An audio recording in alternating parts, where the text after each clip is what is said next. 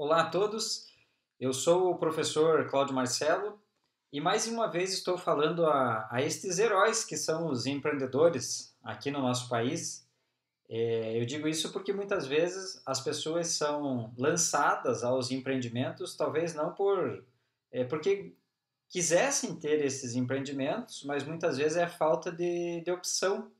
Afinal de contas, o trabalho, o emprego, melhor dizendo, está cada vez mais difícil no nosso país e muitas pessoas são demitidas e a partir do momento que são demitidas, né, se vêem numa situação de não conseguir voltar ao mercado de trabalho, aí lançam-se ao empreendedorismo. Essa talvez seja uma grande parcela das pessoas que constituem novos negócios no nosso país e que são milhares e milhares de pessoas. A cada dia, mais pessoas estão procurando essa alternativa de sobrevivência e é uma alternativa necessária porque há dados, de fato, que demonstram que cada vez menos teremos emprego e temos que criar oportunidades de trabalho. E aí o empreendedorismo, né, a criação de novos negócios, acaba passando por essa perspectiva de termos trabalho. Então, o vídeo de hoje ele vai tratar basicamente sobre como que os novos negócios, seja na forma de empreendimentos que já são tradicionais ou startups principalmente, como que esses negócios podem vir a captar recursos ou ter uma estrutura financeira adequada para que seja levado à frente os projetos, principalmente quando as pessoas estão numa fase inicial. Pelo tudo que a gente estuda do ponto de vista de contabilidade, do ponto de vista de finanças, o recurso pelo qual alguém montaria um empreendimento desta natureza, o recurso que é chamado de recurso próprio, talvez seja aquele que tenha, embora ele tenha um custo, ele tenha um custo que não seja um custo, muitas vezes, um custo elevado. Então, o recurso próprio, na maioria das vezes, ele é a melhor forma de começar um empreendimento, desde que esse empreendedor ele não comprometa a sua vida pessoal, né? Também deixar de pagar contas pessoais para aportar recursos no empreendimento talvez não seja a melhor das estratégias. Então esse recurso próprio ele é muito bom quando aquele dinheiro, entre aspas, está sobrando. Ou seja, eu posso aplicar aquele recurso no empreendimento e que ele não vá me fazer falta no dia a dia, né? Talvez esse seja o melhor dos mundos, né? Não tão simples assim na situação atual, mas seria uma condição adequada, ter os recursos próprios. Não tendo esses recursos próprios, talvez a pior forma de conseguir captar recursos seria o endividamento que é chamado de endividamento bancário.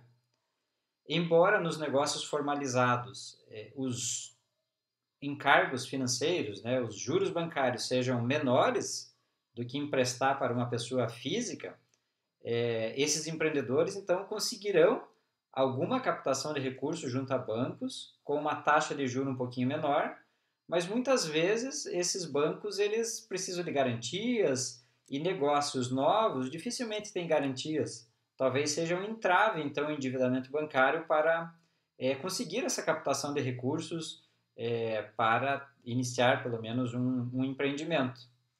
E aí surgem novas formas de captação de recursos, que não seja só o endividamento bancário, que é a maneira talvez mais tradicional. Dentro dessas novas formas de captação de recursos, existe a Lei Complementar número 155, que ela entrou em vigor a partir de outubro de 2016. Essa lei foi sendo atualizada, ela tratava de alguns aspectos relacionados a uma forma de tributação, que é o modelo chamado de Simples Nacional, e instituiu uma figura interessante para os pequenos empreendimentos, que é o investidor chamado de investidor anjo. Anteriormente a essa lei, existia uma certa insegurança do ponto de vista dessas pessoas, que são esses investidores que têm recursos, eles não vão administrar ou não vão tocar o negócio, mas eles colocam esses recursos naqueles empreendimentos que eles acreditam que vai dar certo, principalmente para aqueles voltados para a tecnologia, né? Essa criação de startups mesmo, né? Diversos modelos de negócios baseados em tecnologia. Então, anteriormente a essa lei, existia, na verdade, um contrato de mútuo, que era um empréstimo entre esse investidor anjo e os donos, ou o dono o idealizador do negócio. Só que o inconveniente para esse investidor anjo é que ele passava a ser praticamente um sócio, junto com aquelas outras pessoas, e que, tendo essa caracterização de sócio, ele passaria a também responder por eventuais compromissos não pagos por aquele que realmente é o dono do negócio e não pelo investidor. Ou seja, havia e há um risco jurídico muito grande em relação a essa forma de colocar recursos e se tornar um sócio. Então, talvez não fosse a condição ideal. A partir então da lei 155, a lei complementar, esse investidor anjo não necessariamente ele vai ser um sócio do negócio. Ele está aportando capitais ao negócio, o que é diferente. Porém, como todo mundo ficou muito feliz, né, de ter essa possibilidade de eu colocar recursos numa companhia e que eu não fosse o dono, portanto eu não teria essa envolvimento administrativo, não teria consequências do ponto de vista jurídico mais severos. O que aconteceu recentemente, contrariando essa condição de que os investidores anjos eles teriam essa total autonomia, né, de colocar o dinheiro e ficar um pouquinho mais afastado, aconteceu que a Receita Federal do Brasil ela publicou uma instrução normativa aí falando sobre o imposto de renda. Né? Até então, a lei complementar, aquela 155, não falava do imposto de renda. E essa instrução normativa, de número 1719, agora do ano de 2017, que ela saiu publicada no Diário Oficial da União no dia 19 de julho, ela caracteriza então a forma de tributação, o que não vem agradando naturalmente aqueles investidores, né? Porque a tributação acabou sendo pesada para essas pessoas que fazem investimentos em companhias. E o que essa instrução normativa coloca é uma tabela de imposto chamada de tabela regressiva, que ela parte de percentuais de impostos maiores e vai baixando na medida de quanto mais tempo fique o dinheiro naquele investimento. Ou seja, para aquele investidor anjo que retirar o dinheiro num tempo, um curto espaço de tempo lá, determinado por essa instrução normativa, quanto antes ele tirar, mais pagará de imposto de renda. Então, funciona assim essa tabela, né? A alíquota máxima, o percentual máximo é de 22,5%. E essa alíquota seria para aqueles contratos de participação com prazo de até 180 dias. Então, o investidor, deixando o recurso ali dentro da companhia em até 180 dias, ele pagaria 22,5% de imposto de renda sobre a remuneração, né, os valores que gerariam a mais sobre aquele investimento colocado na companhia, né? Como se fosse o lucro, né, que esse investidor terá. Então, de 22,5% para contratos até 180 dias. Essa alíquota baixa um pouquinho para 20% se esse valor permanecer na companhia sem a retirada de 181 dias a 360 dias. E assim vai indo. Então, de 361 dias até 720 dias, a tributação sobre esse investimento do investidor anjo seria de 17,5%. E deixando acima de 720 dias, daí há uma alíquota menor em relação às anteriores, que será de 15%. De toda forma, este imposto que essa instrução normativa traz, né, essas alíquotas, melhor dizendo, sobre o eventual rendimento daquele capital aplicado às startups, aos empreendimentos. Então, ela trouxe um descontentamento para esses investidores, que eles esperavam algo diferente.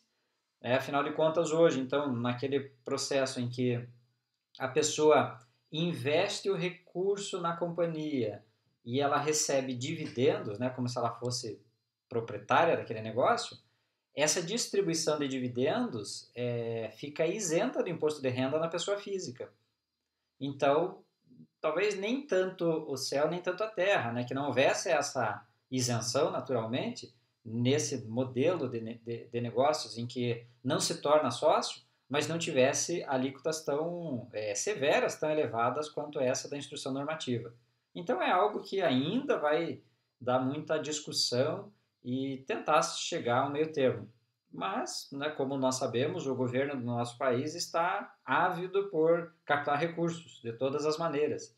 E dificilmente, se houver alterações, serão alterações tão significativas em relação a essa tabela do imposto.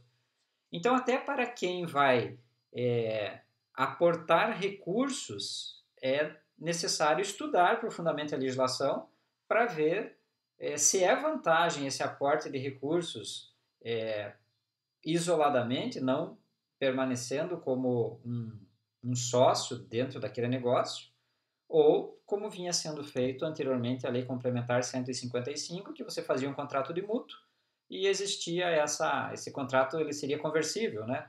O que quer dizer que praticamente essa pessoa tornaria-se também um dono daquele negócio e, por conta de ser dono, responderia em relação às dívidas também. Bom, uma outra forma, né, de captar recursos também para esses pequenos negócios, para esses pequenos empreendimentos ou empreendimentos inovadores, são o que é chamado de crowdfunding, que são aquelas plataformas eletrônicas que permitem que haja captação de recursos de pequenos valores, e isso já é aprovado pela CVM, a Comissão de Valores Imobiliários do Brasil, que possa captar recursos através de um pool de investidores de pequenos valores, não passando por instituições financeiras, né? São modelos diferentes de captação de recursos dentro dessa dinâmica de interação das mídias sociais e a procura de novas oportunidades de negócios. Então, esses fundos eles estão crescendo também. Originalmente, são muito fortes nos Estados Unidos e acaba vindo também para o Brasil, porque nós somos um dos países que tem muitos empreendedores. Infelizmente, como eu falei no início deste vídeo, talvez não por vocação e sim por opção. Ok? Então, espero que esse vídeo tenha servido para dar algum embasamento aos empreendedores ou aos futuros empreendedores, ou até mesmo aquelas pessoas que têm dinheiro e que são os potenciais anjos desses negócios, para que avaliem profundamente as consequências que essas novas legislações estão trazendo para os negócios. E na dúvida, não deixem de procurar um contador competente para que vocês possam, de alguma maneira, ter maior segurança em relação àquele recurso que será aplicado e àquele recurso que será gerido. Um abraço a todos.